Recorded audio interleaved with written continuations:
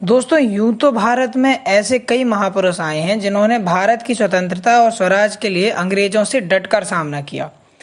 कुछ लोगों ने उदारवादी तरीके से सामना किया तो कुछ लोगों ने आक्रामक तरीके से सामना किया। पर हम कुछ ही लोगों के योगदान को याद करते हैं। लेकिन आज हम एक ऐसे व्यक्तित्व या कहें तो एक ऐसे आदर्श महापुरुष के बारे में बात करेंगे जिनका नाम था दादा भाई नौरोजी। जी हाँ दोस्तों, आधुनिक भारत के निर्माताओं में दादा भाई नौरोजी का नाम प्रमुख है। अंग्रेजों को उनके जुल्मों के लिए खरी खोटी सुनाने वाले वे पहले भारतीय थे।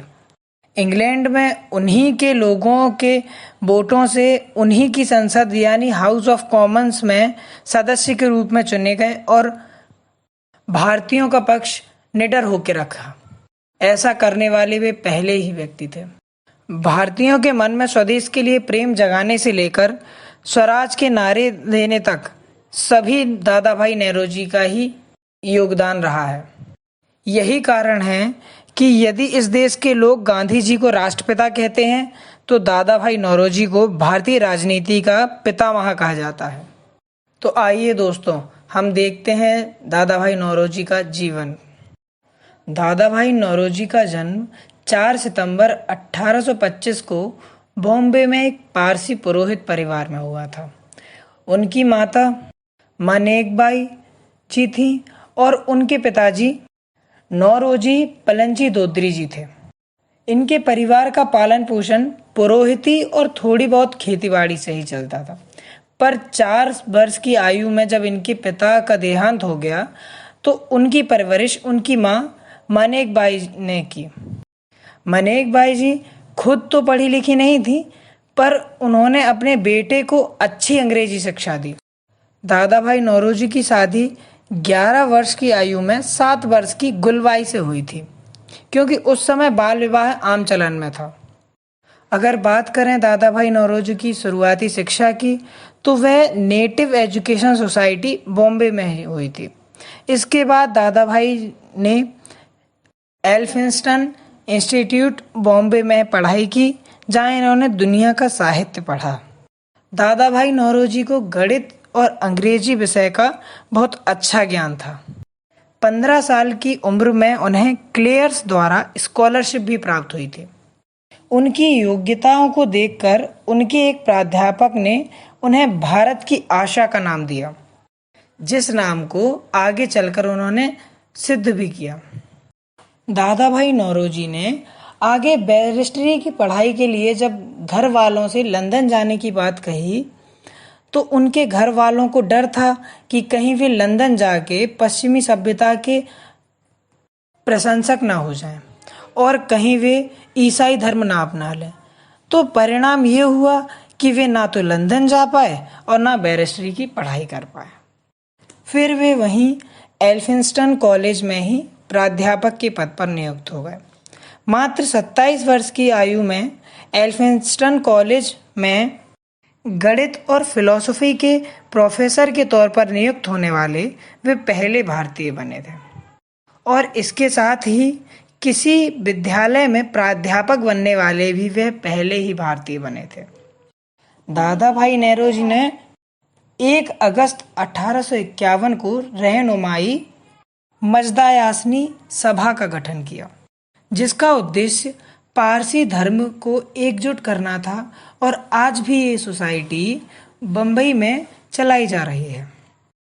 1853 में दादा भाई नौरोजी ने फोर्थ नाइट पब्लिकेशन के तहत साप्ताहिक राष्ट्र गोफ्तर बनाया था, जो आम आदमी की पारसी अवधारणाओं को स्पष्ट करने में सहायक था।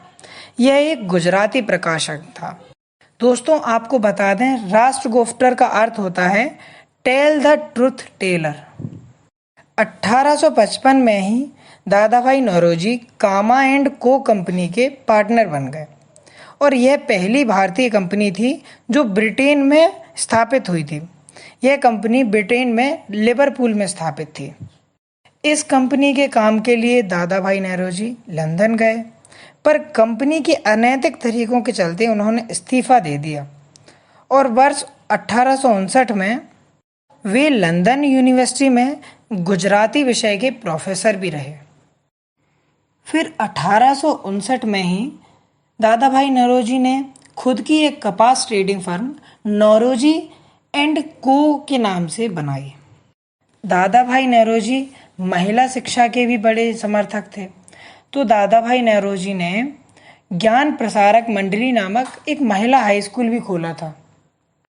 1865 में उन्होंने लंदन इंडियन सोसाइटी की स्थापना की और फिर 1867 में उन्होंने ईस्ट इंडिया एसोसिएशन की भी स्थापना की और ये दोनों संगठन भारतीय नागरिकों के मुद्दों पर केंद्रित थे और उनके द्वारा स्थापित इन्हीं संगठनों ने आगे चलकर भारतीय राष्ट्रीय कांग्रेस की स्थापना की नींव रखी। दादा भाई नौरोजी 1874 में बड़ौदा के प्रधानमंत्री भी रहे हैं।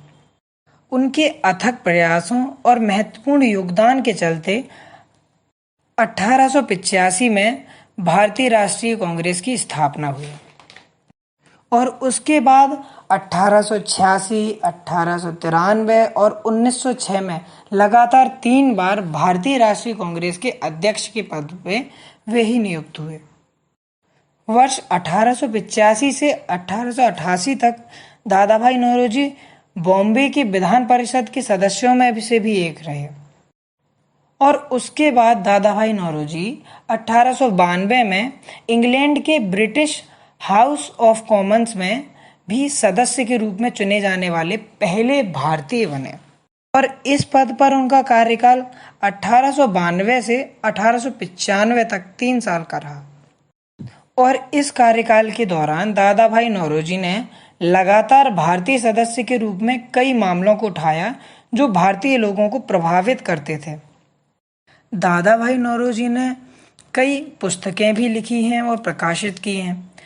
उन्हीं पुस्तकों में से एक थी वर्ष 1901 में उन्होंने poverty and un-British rule in India नाम की एक पुस्तक प्रकाशित की थी और इस पुस्तक में उन्होंने बताया था कि किस तरह अंग्रेजों ने भारत के संसाधनों को लूटा, जिसके कारण भारत में लगातार विनाश और दुख बढ़ रहे हैं और यह भारतीय स्वतंत्रता आंदोलन के संदर्भ में सबसे महत्वपूर्ण ग्रंथों में से एक थी और इस पुस्तक के इस लेख को theory of drain of wealth कहा जाता है, जो कि आगे चलकर बहुत प्रसिद्ध हुई।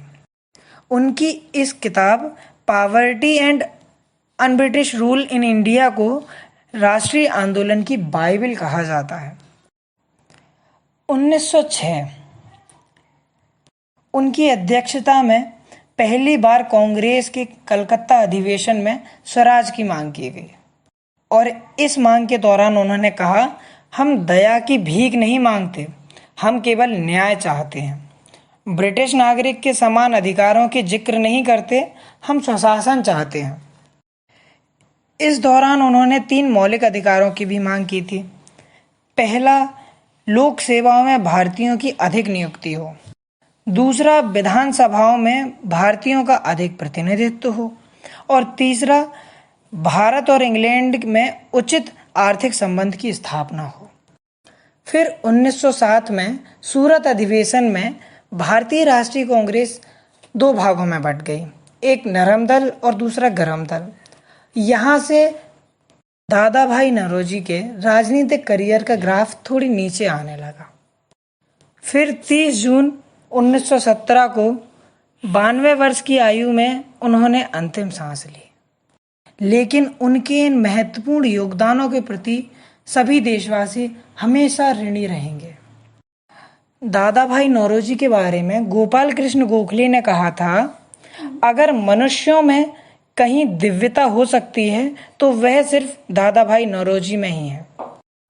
दादा भाई नौरोजी के सम्मान में भारत में मुंबई शहर में और पाकिस्तान में कराची में रोड का नाम दादा भाई नौरोजी रोड रख दिया गया। उनके ही सम्मान में 2014 में यूनाइटेड किंगडम के 22 प्राइम मिनिस्टर निक क्लेग ने दादा भाई नौरोजी पुरस्कार का भी उद्घाटन किया था। दादा भाई नौरोजी को ग्रैंड ओल्ड मैन की उपाधि भी दी गई थी। तो साथियों, आइए हम सभी मिलकर ऐसे महापुरुष को नमन करें जिसने न सिर्फ अंग्रेजों से डटकर सामना किया बल्कि उन्हीं की संसद में बैठकर अपनी बातें रखी और भारतीयों का पक्ष रखा। सत सत नमन है ऐसे युग पुरुष दादा भाई नौरोजी को। तो फ्रेंड्स, कल 4 सितंबर को हम यही विश करेंगे कि उनका योगदान सभी भारतवासियों के जहन में हमेशा बना रहे। Thanks for watching friends.